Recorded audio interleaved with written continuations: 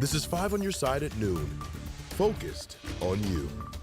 We start today in a storm alert as we look live at Busch Stadium. The Cardinals and Orioles are currently finishing last night's game and had to be stopped due to rain. Today's scheduled game will follow. They're playing under a threat of a pop-up storm. Thanks for joining us. I'm Mark Maxwell. Kay Quinn is off today. Let's go right over to meteorologist Jim Castillo. Jim, you got our weather first forecast. Yeah, I see they're in the ninth inning now of the game that's continued from yesterday, so that's some good news. They'll get that one in because there's no showers and storms around St. Louis. But watching Franklin County, a couple popping up there, but there's that big cluster of showers and storms, sub-severe, but now approaching Phelps County and also Reynolds County. And then all of this activity will eventually push in to even the metro. So they have another game starting at about 1:15. They might have a little bit of a delay at times because showers and storms strongest definitely to the south, approaching Phelps County. But some good news is this, that green area has shifted south away from St. Louis. And so a marginal low level 1 risk, Farmington, Park Hills through Mount Vernon. And so that is now shifted out of most of the metro. So those isolated stronger storms will stay to the south. Timing on those likely about 2 to 6. We'll watch the radar then. And the quarter-size hail and maybe gusts 50 miles an hour or a little bit less than that. So not expecting this to be a widespread severe weather event, but watching that cluster of storms to the south. The bullseye today will be down into Texas and Arkansas. Right now we're at 75 degrees. Much more on the forecast in just a few minutes. Jim, thanks. This is a look at the destruction left from a massive tornado that struck Iowa yesterday. The twister tearing through the small town of Greenfield, killing several people and injuring hundreds more. NBC's Shaquille Brewster is there with more on the ongoing recovery efforts.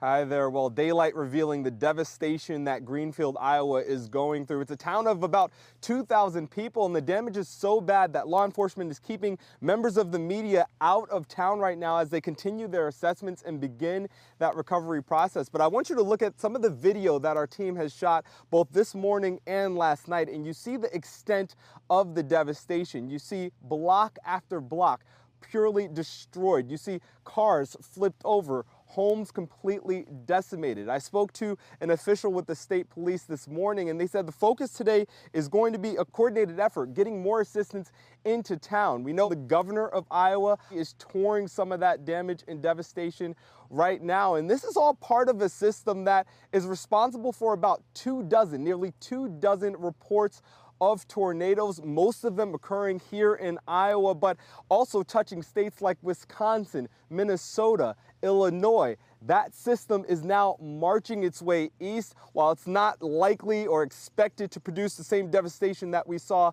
yesterday, it's threatening some tens of millions of people all the way from Texas all the way up to upstate New York. So many people under high alerts today as the cleanup begins here in Iowa. In Greenfield, Shaquille Brewster, NBC News. We have new details today about an incident that happened in Bridgeton over the weekend. The major case squad says a teenager has died after being shot during the chaos that erupted during a so-called slideshow. Family members tell us the victim is 15-year-old Gerardo Perez, who went to Collinsville High School. It all happened in a parking lot Saturday night near the Earth City Expressway. Police say people were driving erratically and the crowd became rowdy. At some point, someone fired a gun.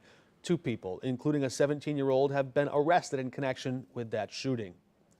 Also new at noon, the teen girl charged for injuring another girl during this fight in Spanish Lake will be tried as a juvenile. Video of the fight between Maurnice DeClue and Kaylee Gain has gone viral. DeClue has remained in juvenile detention since the fight happened in March near Hazelwood East High School. The judge took a recommendation from a juvenile officer to keep her in the juvenile system. Gain was left with traumatic head injuries. Her family says she's improving. St. Louis police are investigating the city's latest shooting. Officers responded to an apartment building on Miami Street last night in the Gravois Park neighborhood and found 15-year-old Dornay Hayes with a gunshot to her head.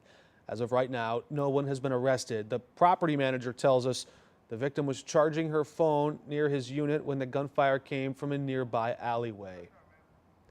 Police in the Metro East are looking for the driver of a vehicle that hit a person near Collinsville.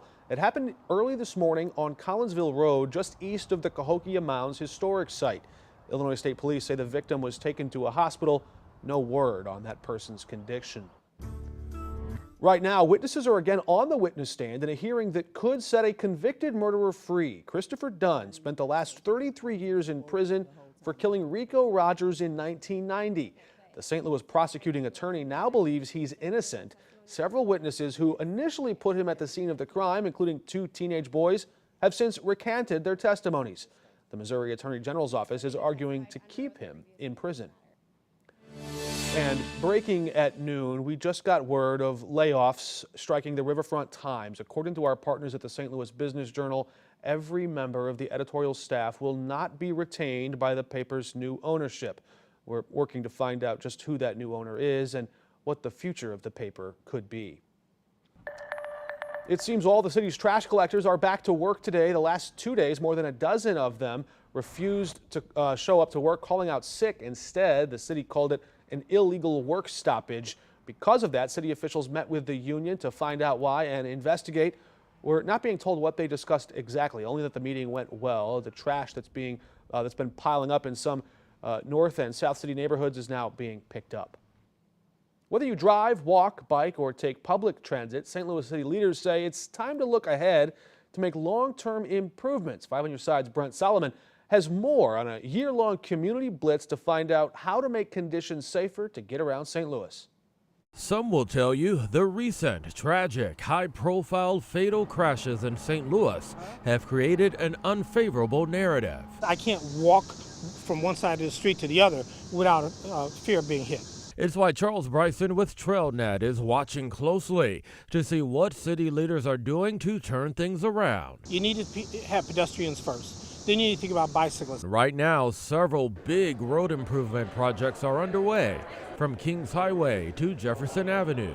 Better sidewalks, safer roadway cross-section, new trees, better accessibility to bus stops, shorter crossing distances for pedestrians, new pavement, better pavement markings. Now, city officials are working to create a buzz around a citywide transportation and mobility plan. We are going to completely transform some of the streets in the city over the next few years. They want your input to lead the way.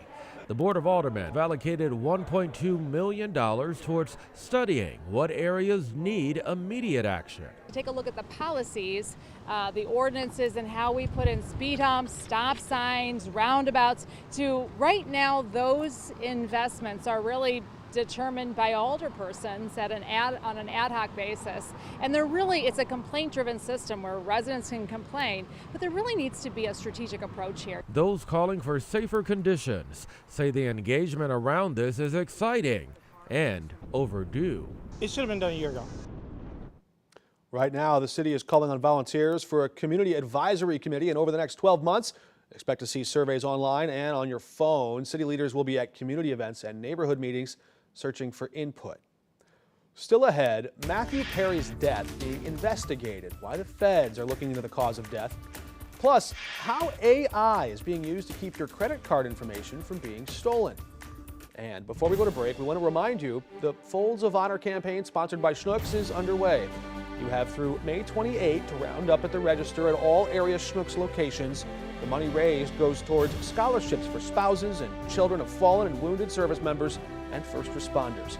5 on Your Side is a proud partner of the Folds of Honor campaign.